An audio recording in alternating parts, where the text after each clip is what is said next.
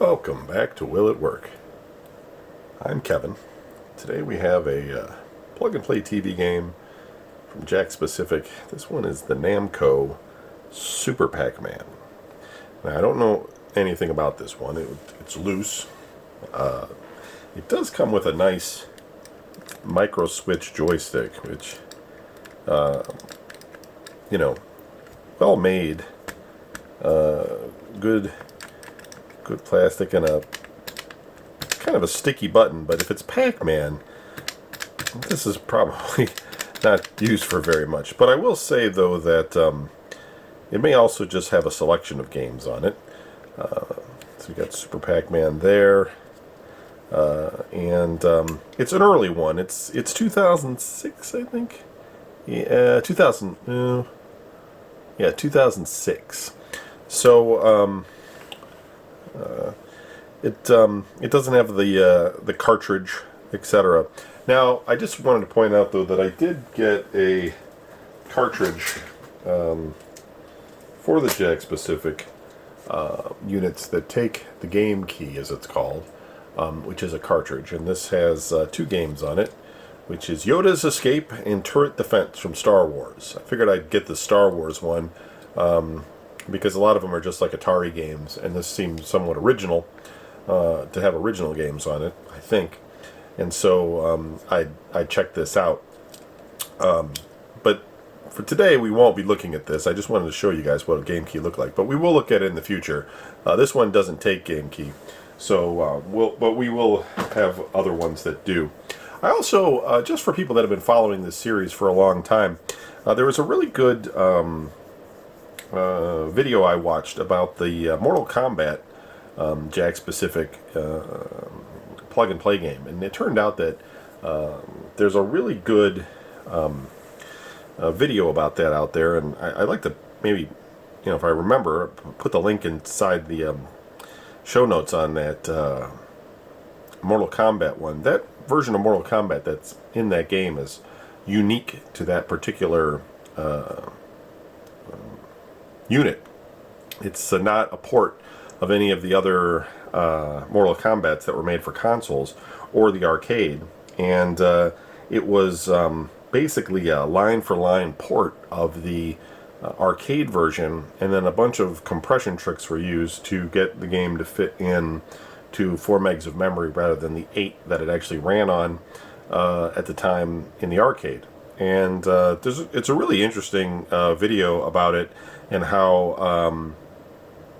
kind of cool it is that it was able to make a really good version of Mortal Kombat, other than maybe the difficulty being easier than other games. But the way they did the sprites and all of the effects and everything in there, Jakks Pacific actually, paid to have a unique version of that for that system. Just kind of a little piece of history there. But anyway, yep, let's switch over to the video side and let's see what's on this thing. Here we go. Okay, we're looking at Super Pac-Man by Namco. Looks like it's a hot gen unit, 2006, Jakks Pacific. Okay, so we've got a bunch of different Pac-Man on here. Okay, well, why not? All we do is look at Pac-Man. No, it seems like that sometimes, doesn't it? So we got Pac-Man, Pac-Man Plus, Pac and Pal, and Super Pac-Man. We'll take a quick view of each of these and just see what they look like. We're familiar with Pac-Man the most on here, so why don't we take a look at it and see what we've got in terms of if it's a perfect arcade port. I imagine it probably should be at this point.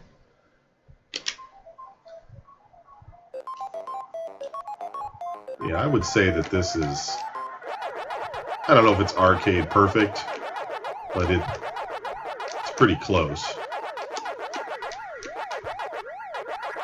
if it's not.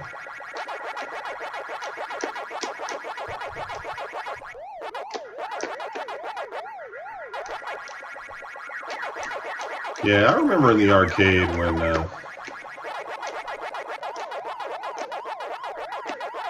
Pac-Man was really popular. It was really loud. Really, really loud if you went to the arcade. They kept this thing cranked up. And for all intents and purposes, I guess it worked, right? It was one of the most popular games. Something about those arcade cabinets, they really could echo out the noise. But this is the problem with Pac-Man. I never really got into the repetition of it. You know, it's always sort of the same thing over and over and over again. And, you know, Miss Pac-Man, I think, you know, was the stronger title. But for a while, Pac-Man, bigger deal. All right, let's reset it here. Go back to the menu. There is a menu button on the front of this. But that played fine. That was a pretty decent version of Pac-Man if you like playing Pac-Man. Look at Pac-Man Plus.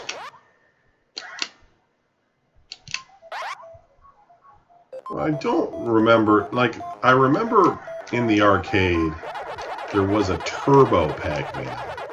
And what they had done was they had, I remember this too. This, I believe, was in the arcade as well. It was like a more amped up, but the turbo version just sped up the game. So like if you hit it was like I think it was like a silver turbo button, and if you hit the silver turbo button, you would go faster, but so would the ghosts. So there was really no advantage to it other than if you happen to know the pattern, you could cut through playing Pac-Man and just, you know, blow the whole game out a lot quicker with the turbo button. I don't really know what else is different about Pac-Man Plus other than it's a faster game, and you've got these little, you know, flags on there. It's just kind of harder.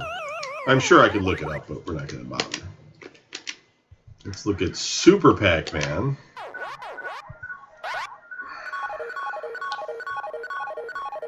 This looks familiar too. This looks like this was in the arcade as well. You know, they were obviously trying to cash in on Pac-Man as the years clicked by. You get these keys, and then they open the doors, and then you can get the apples.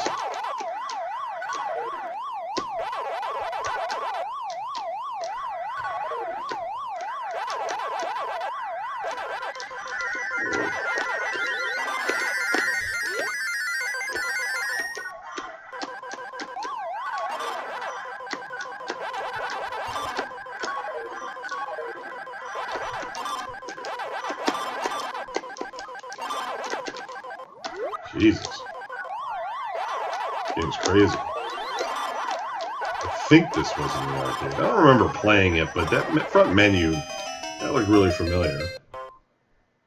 And then you switch to bananas. Alright. I get the idea. Pack and Pal.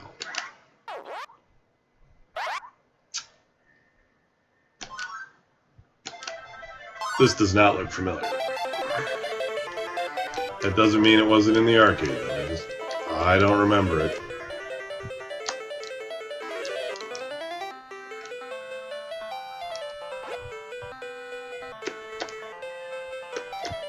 What, do you have to get that little green guy? I don't know if I'm supposed to avoid that little green guy or I'm supposed to capture that little green guy.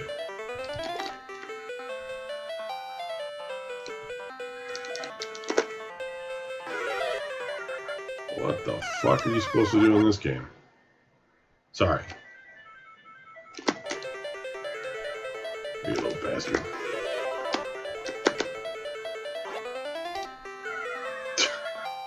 Oh, am I supposed to get that guy? I don't know what I'm supposed to do in this game. It's crazy. I guess not, because I just tore through that. Get this purple thing up here.